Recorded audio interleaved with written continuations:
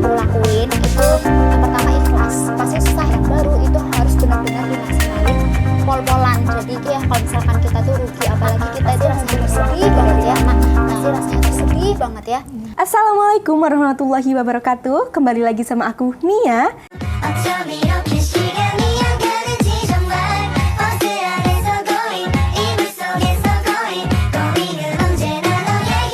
Di Studio 1 Unisri. Halo semuanya, apa kabar? Semoga selalu sehat ya. Balik lagi nih sama aku Nia di Bincang Muda Berkarya, Muda Kreatif dan Inspiratif. Di podcast kali ini akan berbeda nih dari yang lainnya. Hah? Berbeda? Apa bedanya? Karena di segmen kali ini kita akan kedatangan sosok inspiratif yang masih muda dan pastinya lucu. Nggak usah lama-lama, mari kita sambut aja bintang tamu kita kali ini, Mbak Diva, owner Bomboloni. Halo. Halo.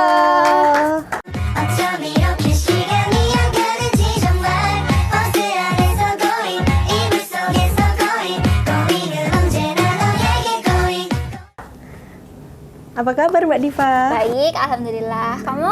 Alhamdulillah baik. Tadi Mbak Diva dari Jogja ya? Iya, aku naik KRL. Naik KRL. Gimana, dapat kursi? Alhamdulillah dapet ya, walaupun ramai banget tadi. Iya, pasti rame ya. Iya. Padahal ini weekdays ya. Iya, tapi hampir setiap hari rame terus sih. Ya, biar dapat kursi. Biar dapet kursi. Terima kasih ya Mbak Diva udah datang ke podcast kita jauh-jauh. Makasih kembali. Mungkin sapa dulu pemirsanya. Halo. Diva sekarang kegiatannya apa nih? Fokus ke Bomboloni atau ada kegiatan lain? Kalau aku saat ini cuma kuliah sama ngerjain Bomboloni aja sih. Kebetulan besok mau ada event di Bandung, jadi sibuk nyiapin kayak packagingnya, terus produknya gitu aja sih. Kenapa sih Mbak kok dinamain Bomboloni? Soalnya dulu itu waktu aku beli manik-manik nih, terus kan aku masih bingung kan mau namain apa. Nah, terus ada kucing aku yang suka gangguin aku. Nah, kucing aku itu kebetulan namanya Bomboloni. Sebenarnya waktu mau kasih nama tuh agak ragu ya, soalnya Bomboloni itu kan donat ya. Terus karena dulu aku tuh sering beli manik-manik di Strawberry. Strawberry tahu nggak? Iya, tahu Ya. Strawberry. Strawberry itu yang jualan manik-manik Iya. itu juga kan. Nah, aku sering beli di situ. Terus aku akhirnya mikirnya nggak apa-apa lah ya kalau misalkan namanya tuh Bomboloni, orang Strawberry aja juga namanya Strawberry. Gitu aja sih. Awal mula membangun Bomboloni itu gimana sih Mbak? Jadi sebenarnya karena iseng sih awalnya. Soalnya dulu tuh aku ada di kehidupan yang toksik gitu kan. Terus aku stres, terus aku tuh orangnya suka banget belanja kayak barang-barang lucu. Biasa kan cewek Iya, itu belanja ya, yang lucu-lucu ya. lucu-lucu gitu kan. Nah, terus akhirnya aku tuh pulang ke Jogja kan waktu itu. Waktu itu aku masih kuliah di Solo. Nah, aku pulang ke Jogja, terus aku beli barang-barang lucu. Terus pas di lantai 2 itu aku nemu kayak manik-manik. Terus aku mikir kayaknya seru deh kalau misalkan healingnya tuh bikin manik-manik. Karena pada saat itu tuh aku nggak bisa keluar kota buat liburan atau kayak ke Tawangmangu. Kalau di Solo kan paling seru kan Tawangmangu ya. Nah, akhirnya aku kayak beli manik-manik banyak gitu. Nah, terus setiap aku stres bikin manik-manik, terus aku pakai gitu. Nah, terus ternyata setelah aku pakai itu, ternyata tuh sisanya banyak banget. Nah, terus teman-temanku pada tanya, Diva itu beli manik-maniknya di mana sih gitu kan. Sayangnya, oh aku jualan gitu. Tapi karena baru jualan aku kasih gratis gitu. Jadi kayak awalnya kasih gratis gitu, terus mereka pada mau beli lagi, terus akhirnya buka event gitu sampai sekarang. Awalnya iseng aja ya? Iya, iseng aja gitu. Kenapa tertarik sama manik-manik gitu Mbak? Soalnya manik-manik itu kan warna-warni ya, Iya. kayak yang aku pakai, kayak yang siapa Ini namanya? juga buatan Iya, Mbak Diva ya? Iya, kayak ini kan warna-warni gitu. Jadi dari dulu, dari kecil aku tuh suka banget kayak campur-campur warna, kayak mewarnai buku gambar, terus habis itu kayak nyusun puzzle yang warna-warni, terus habis itu kayak apa ya bikin manik-manik juga kayak kalung gitu. Jadi sampai gede pun sekarang aku pengennya kerja yang santai gitu loh, yang kesukaanku, nyusun manik-manik yang warna-warni gitu loh. Jadi aku pilihnya ya itu jualan manik-manik gitu.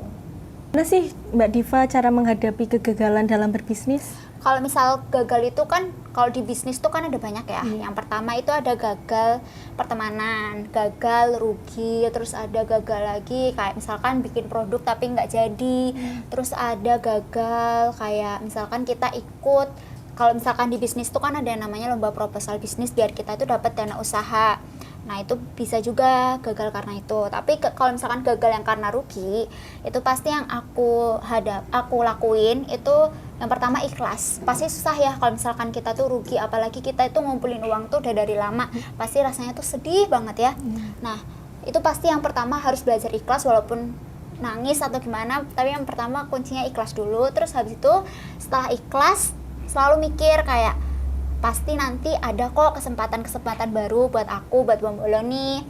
Nah, terus kalau misalkan udah ada kesempatan baru, itu harus benar-benar dimaksimalin pol-polan. Jadi kita harus nggak boleh setengah-setengah gitu loh. Nah, nanti kalau misalkan rugi, kita harus catat evaluasi untuk kedepannya. Sebenarnya apa sih yang bikin kita rugi? Apa kita ikut event yang kemahalan? Apa karena kita nggak ngecek sebenarnya tuh event ini tuh worth it enggak dengan harga yang segini gitu. Nanti kalau misalkan udah dapat catatan-catatannya, jadi kedepannya lagi kita nggak ketemu sama masalah itu gitu. Kalau misalkan gagal dalam pertemanan nih, kakaknya pasti pernah bisnis nggak? Belum. Oh belum ya. Kalau misalkan di bisnis itu kan kita biasanya ada teman buat bisnis. Iya. Nah temannya itu bisa untuk sharing booth ataupun kayak kolaborasi gitu kan. Nah aku tuh pernah kayak gagal dalam pertemanan sharing booth gitu. Jadi dulu aku bikin manik-manik, jualan manik-manik itu kan alhamdulillah di pertengahan jalan itu viral ya manik-manik kan di TikTok. Jadi aku banyak banget yang beli waktu itu.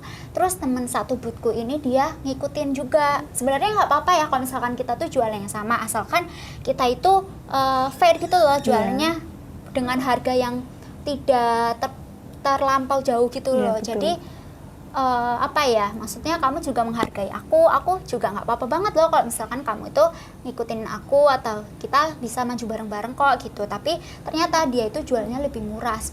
Nah sebenarnya HPP-nya orang-orang itu kan beda-beda. Cuma sebenarnya itu tuh ngaruh sama jualanku. Jadi jualanku itu kayak sering dimarahin sama ibu-ibu gitu loh. Kayak kenapa jualannya mahal banget padahal yang sebelah sini tuh murah. Padahal kalian satu booth gitu loh gitu. Nah itu kalau misalkan itu aku bener-bener cut off sih, karena dia nggak ngehargain aku kan. Padahal dia itu teman baikku. Nah kalau misal kayak gitu yang pertama ya udah cut off dengan baik-baik gitu loh. Terus habis itu kayak setelah itu jangan trauma buat berteman, karena pasti akan selalu ada orang baik dan akan selalu ada orang yang kayak temanku yang dulu ini gitu. Terus yang ketiga tadi apa ya, gagal dalam produk. Produk kalau misalkan kita bikin inovasi baru terus produknya itu nggak sesuai sama produk yang kita mau, kayak misalkan aku ada pernah bikin namanya punch needle itu kayak dari benang terus ditusuk-tusuk gitu. Itu tuh ada gagalnya, banyak banget gagalnya. Kayak aku udah beli alat cukurnya tuh kan mahal banget kan, itu ternyata aku salah terus aku rugi. Ya udah mau gimana lagi, namanya juga percobaan, kita harus catat semuanya yang bikin kita rugi terus buat evaluasi ke depannya gitu loh. Jadi sebenarnya kalau misalkan mau cukur itu tuh harus gimana, apa harus kencang-kencang, apa harus sekali aja terus langsung dilanjutin pakai gunting atau gimana gitu. Jadi yang paling penting tuh kayak catat semua yang bikin kita gagal biar kita nggak ngelakuin itu lagi di kedepannya. Nah terus yang keempat yang keempat itu gagal dalam yang kayak misalkan proposal bisnis gitu ya. Nggak apa-apa gagal dalam proposal bisnis, nggak apa-apa kalau misalkan gagal dalam suatu hal yang pengen kita raih gitu, karena itu tuh berarti bukan rezekinya kita, karena pasti nanti ada kok kesempatan di lain waktu, ada kok kayak hal-hal yang bikin kita senang. Nggak apa-apa kalau misalkan sekarang bukan rezeki kita. Kayak ini dulu aku tuh pernah, jadi dulu itu aku ikut lomba Emina. Emina itu ngadain kayak bisnis competition gitu, dan hadiahnya itu kayak dapat uang gitu buat modal usaha. Asalkan bikin proposal bisnis. Dulu tuh aku pengen banget bikin kayak angkringan tapi isinya manik-manik gitu, terus nanti orang-orangnya tuh workshop juga. Aku tuh pengen banget bikin di depan kontrakanku, dulu aku ngontrakan. Nah, tapi ternyata teman-temanku yang ikut juga dari luar kota itu mereka idenya bagus-bagus, idenya tuh nggak kalah kayak kerennya. Nah, berarti kan aku harus evaluasi juga kan, oh ternyata mereka juga bagus-bagus gitu, dan aku nggak boleh berkecil hati. Nah, pada saat itu aku masuknya 15 besar, enggak 10 besar. Kalau misalkan 10 besar itu baru naik ke level selanjutnya, terus baru kayak pemenangnya siapa gitu kan. Nah, terus habis itu pada saat aku gagal itu aku sedih banget ya. Kayak apa ya? Minder ya, aku Mbak? tuh iya, yang pertama minder, soalnya mereka tuh gila keren-keren banget, kayak dia tuh bikin baju, tapi kan kalau misalkan baju yang kayak kemeja gitu kan dia kancing-kancing gitu kan. Nah, dia tuh mikir kayak gini loh, dia tuh mikirnya orang yang kerja di kantoran itu pasti ada yang telat kan. Nah, orang yang telat-telat itu pasti butuh waktu yang cepet, efisien gitu kan. Nah, dia tuh bikin kemeja tapi kemeja kancing tapi nggak usah dikancingin, jadi dia pakai langsung kancingnya langsung kepake semua gitu, ngerti nggak? Oh iya. Jadi kayak kancingnya tuh pakai magnet. Jadi kayak mereka bener-bener keren Kreatif banget, ya? Kreatif. Nah, terus pada saat itu pas aku gagal, aku tuh ngerasa yang pertama minder karena ternyata ideku nggak seberapa gitu loh. Tapi nggak apa-apa, aku sampai sini untuk ikut itu tuh udah apa ya, berani gitu loh, dan Udah keren, udah berani mencoba. Udah berani coba, terus aku udah ngeluangin waktuku banyak kan, sampai nggak tidur dan segala macam gitu. Terus dari situ, dari gagal itu aku tetap berusaha untuk positive thinking, kayak ya Allah, nggak apa-apa, aku gagal ini nggak apa-apa, yang penting nanti aku tahu kok aku dapat kesempatan yang baru, aku percaya aku bisa bikin offline store, terus ada workshopnya gitu, tapi nggak tahu kapan, aku percaya pasti bakalan bisa gitu kan. Terus alhamdulillah ya, Masya Allah, aku dapat kesempatan dari The Park buat ngisi kayak tempatnya yang kosong, terus bikin offline store sama kayak workshop gitu. Tapi karena aku pindah ke Jogja jadi digantiin sama temen aku, Kathleen gitu. Tapi kan kalau gagalnya orang itu kan beda-beda ya.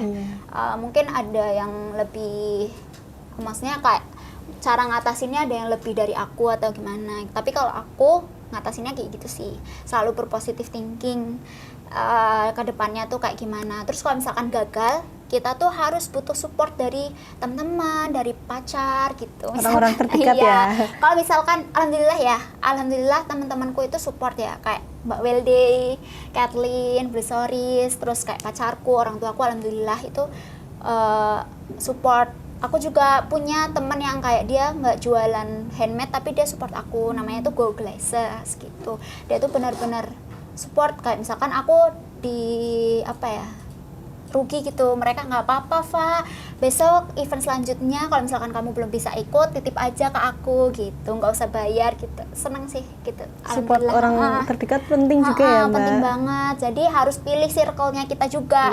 Kayak tadi kalau misalkan ada orang yang emang nggak bikin kita maju atau malah bikin kita maksudnya kayak kalau misalkan teman kan harusnya support dan harusnya ngehargai ya. Kalau misalkan ada yang kayak tadi yang jualnya lebih murah dari kita atau gimana gitu, ya udah tinggalin aja, nggak apa-apa, pasti kita nanti nemu kok yang lebih bagus, lebih baik gitu. Sebenarnya nggak ditinggalin sih, maksudnya nggak yang terus-terusan jualan bareng gitu loh. Itu udah aja sih. Pernah nggak sih Mbak Diva ngerasa capek atau pengen nyerah dalam berbisnis Bang Boloni ini? Kalau capek selalu, tapi kalau nyerah enggak, karena kan walaupun kayak seneng ya, kita ngeronce sama temanku, aku ada tim pengeronce, kita sering ngobrol sampai malam di kontrakanku, itu seru, tapi tetap ada capeknya, capek mikir, capek tenaganya gitu, capek keluar uangnya. Kalau capek mikir itu tuh pasti mikir kayak yang namanya bisnis pasti kan pembisnis itu kan pasti cari peluang ya. Jadi misal jualan manik-manik itu rame, Nah, jualan yang rame ini pasti bakalan dibikin juga sama orang lain, dan itu kita nggak bisa ngontrol itu, dan nggak boleh marah, nggak boleh kesel, nggak boleh apa, karena nggak boleh apa-apa, maksudnya tetap harus fokus sama brandnya kita sendiri, karena yang namanya kayak gitu ya haknya semua orang kan. Kita nggak bisa marah, karena kalau misalkan kita marah pun nggak terjadi apa-apa kok sama produknya kita. Malah kayak kalau misalkan kita fokusnya sama marahnya doang, kitanya tuh jadi nggak maju-maju gitu loh. Jadi kalau misalkan capek, kalau misalkan lagi mikir capek kayak gitu, kadang aku liburan gitu. Terus habis itu harus benar-benar inovasi terus. Capeknya tuh karena inovasi terus.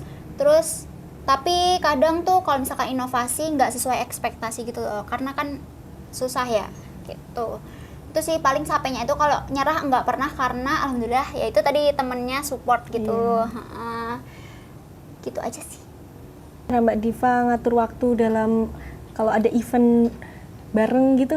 Sebenarnya kalau ngatur waktu itu bukan waktunya sih yang diatur, tapi kalau misalkan ada event yang barengan tuh sebenarnya stok kita tuh pas enggak gitu loh. Jadi yang pertama yang harus harus diperhatikan kalau kita mau event yang barengan tuh, yang pertama stoknya harus banyak, karena kan kita ada event, misalkan event 1 dan 2, kalau stoknya dikit ya sama aja nggak bagus gitu loh. Stoknya harus banyak. Yang kedua, badannya harus sehat, karena kalau misalkan kan capek ya bikinnya, terus nanti kalau misalkan sakit, uangnya udah kekumpul buat bayar rumah sakit kan jadinya.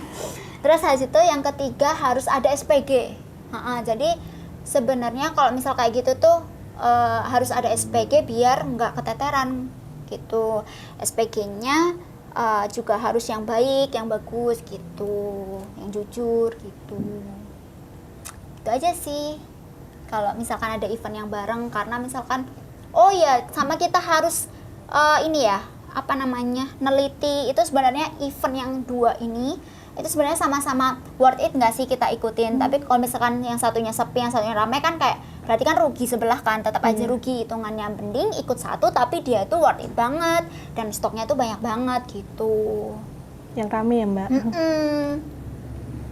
Jangan lupa saksikan podcast ini setiap 2 minggu sekali di channel YouTube Bincang Muda Berkarya di hari Minggu jam 18.00.